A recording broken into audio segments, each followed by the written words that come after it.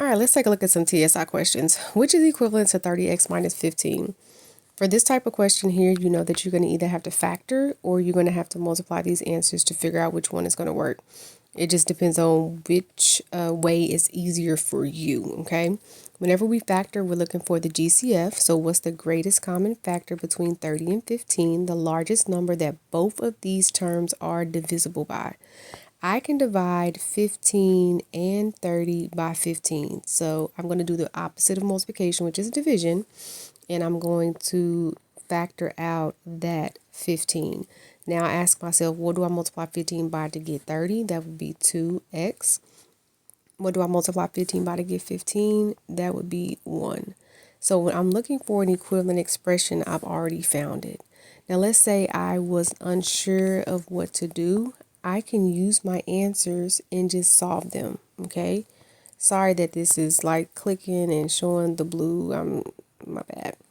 Hopefully it's okay. 3 times 10 would be 30x, and then 3 times 15 would be negative 45, and we don't want that. 5 times 6 would be 30x. 5 times 2 would be 10.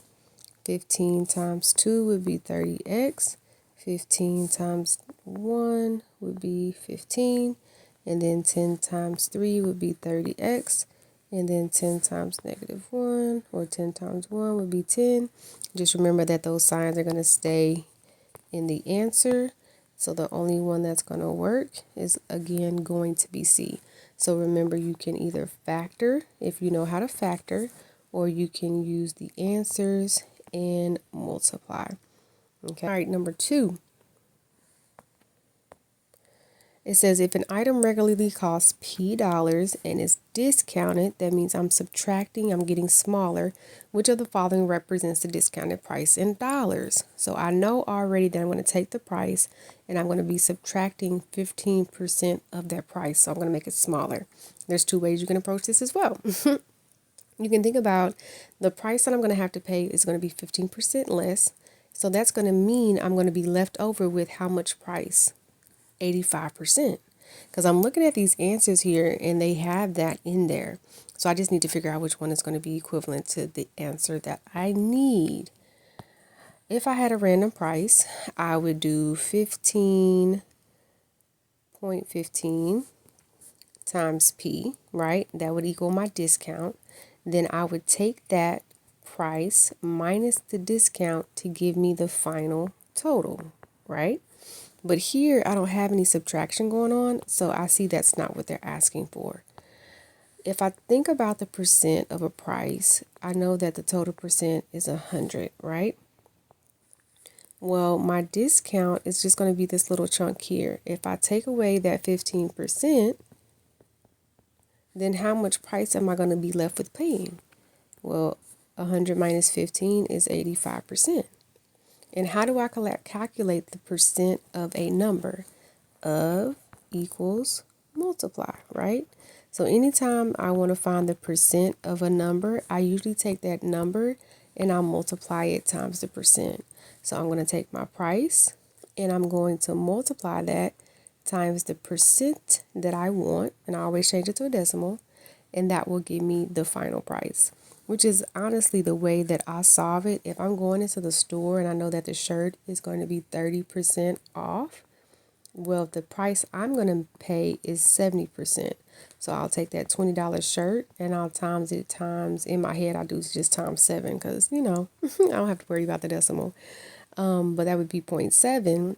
So I'm going to end up paying $14 for that shirt. And that's how you would do that. All right, number 3, a bag contains 10 red marbles.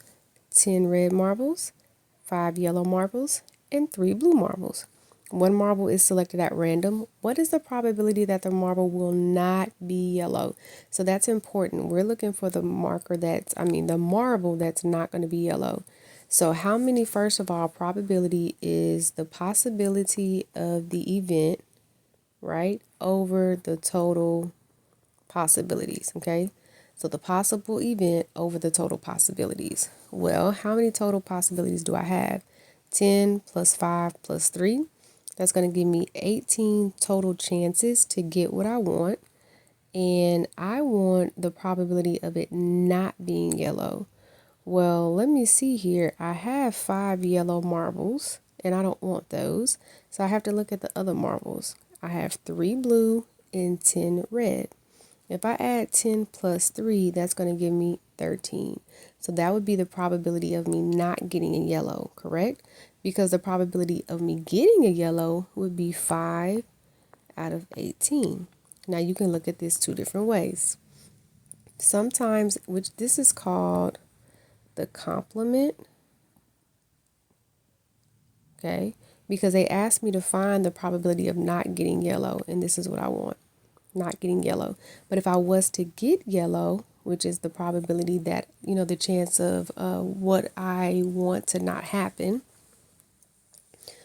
then it would be called the complement, and that would be the remaining, possibilities. So for another example, let's say they want me to get a red marble. Well, the red would be 10 out of 18. The complement would be getting yellow and blue, which would be 8. So my total possibilities is 18 out of 18, and that's what I want. It's always going to be your complement plus your possible probability that you actually want, and it should equal your total probability, okay? Anytime this doesn't make sense, make sure you drop a comment and let me know. Here we go.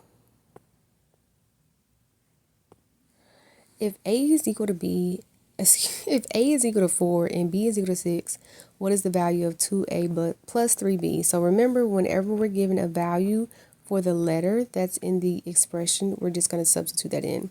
So instead of writing A, we're going to write a 4. Always use parentheses because sometimes they'll give you a negative number and it'll mess you up if you don't. 3 times 6. And then we're just going to simplify. 2 times 4 is 8. Plus 3 times 6, which is 18.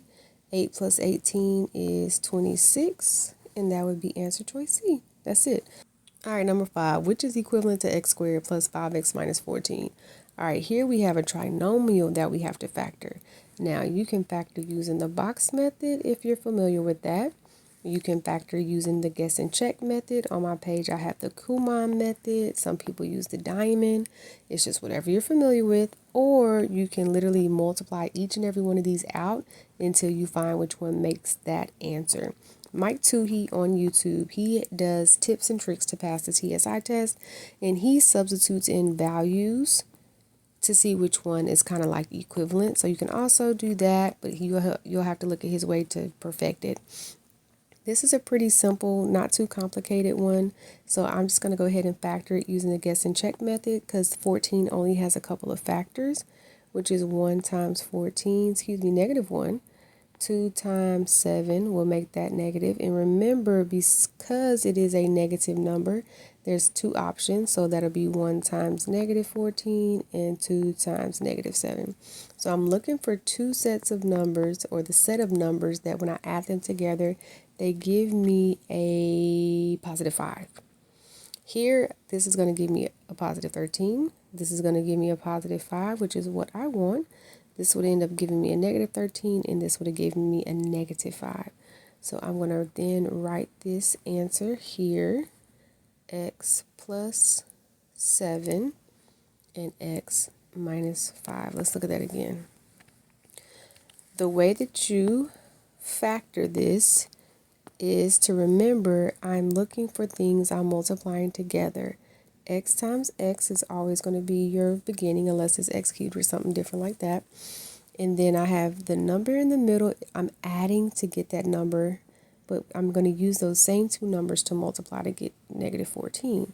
So I understand my signs are going to be opposite, and one is going to be positive and one's going to be negative.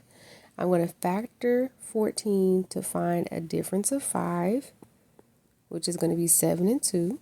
And I want that middle number to be positive, so I'm going to make sure this is a positive 7 and this is a negative 2. So I'll write 2 here and I'll write 7 here, and it's going to be letter choice A. All right, if the width of a rectangle is 2 more than 4 times the length,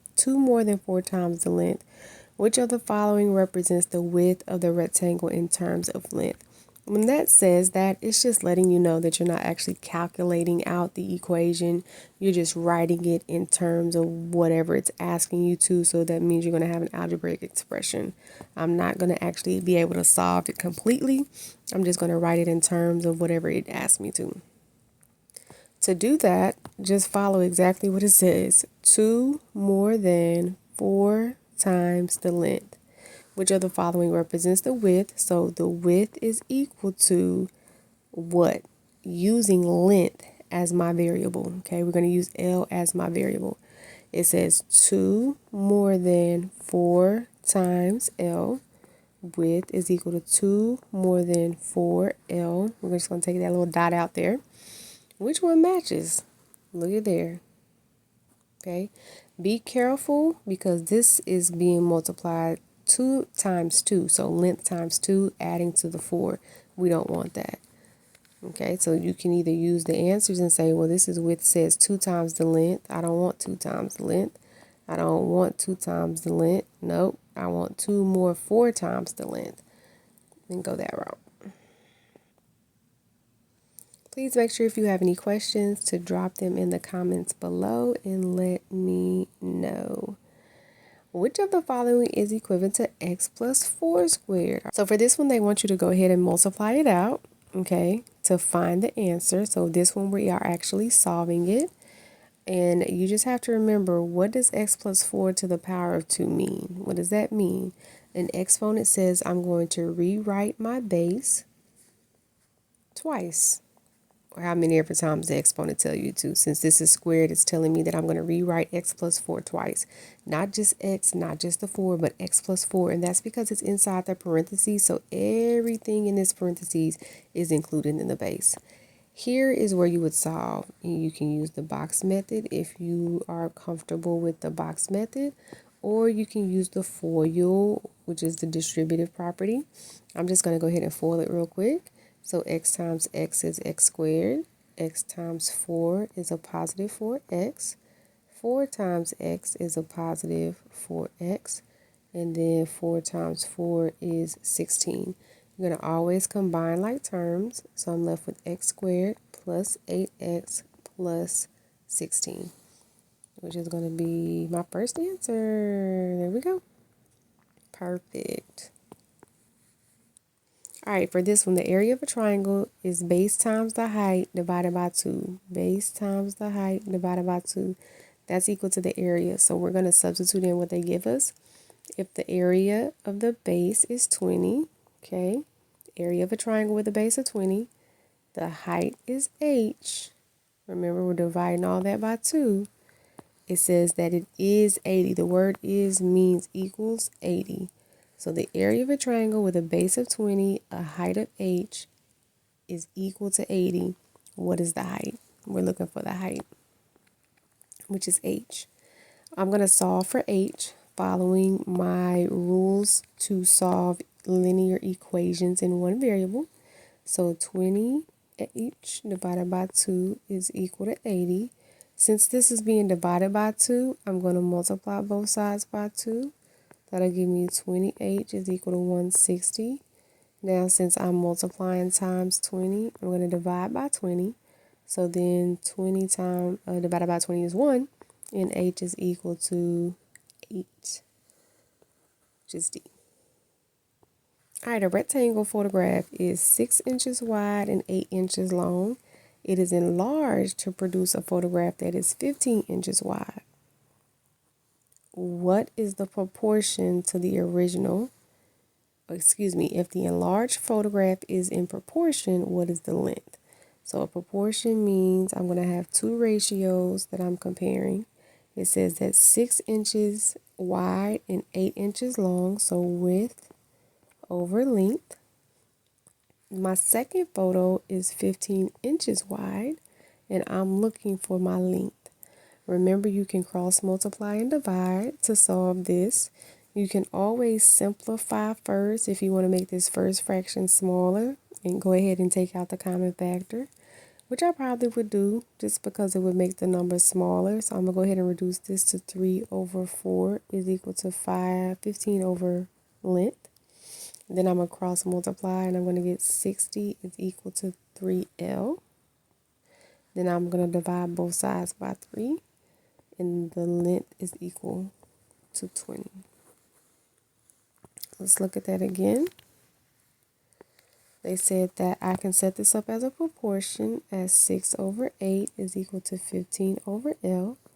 6L is equal to 15 times 8, which is going to give me 120. Divide both sides by 6. L is going to give me 20. Okay, so I did it without simplifying first, and you're going to get the same exact answer. Get the same exact answer. It just depends on what's easier for you to calculate. All right, our last question says, which of the following again is equivalent to 10 plus 3 and then 10 minus 3? That question up at the top would help us a lot with this one, maybe. Nope, actually it's a different answer. This is going to be different.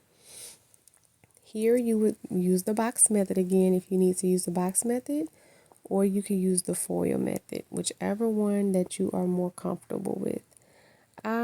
Let's see, I'm going to go ahead and FOIL it again. And that would be 10 times 10, which is 100. 10 times 3 is negative 30.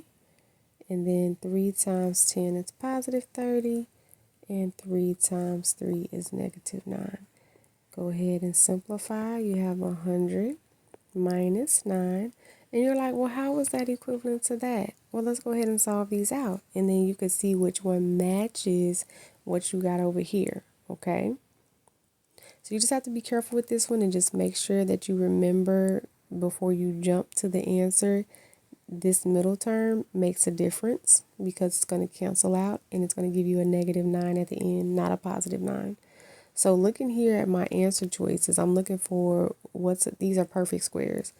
This is 13 times 13. That doesn't give you 100. 10 times 10 gives you 100. 3 times 3 gives you 9, but that's a positive. 10 squared, got it. 3 squared, got it. 13 squared again, okay? So it's going to be answer choice C.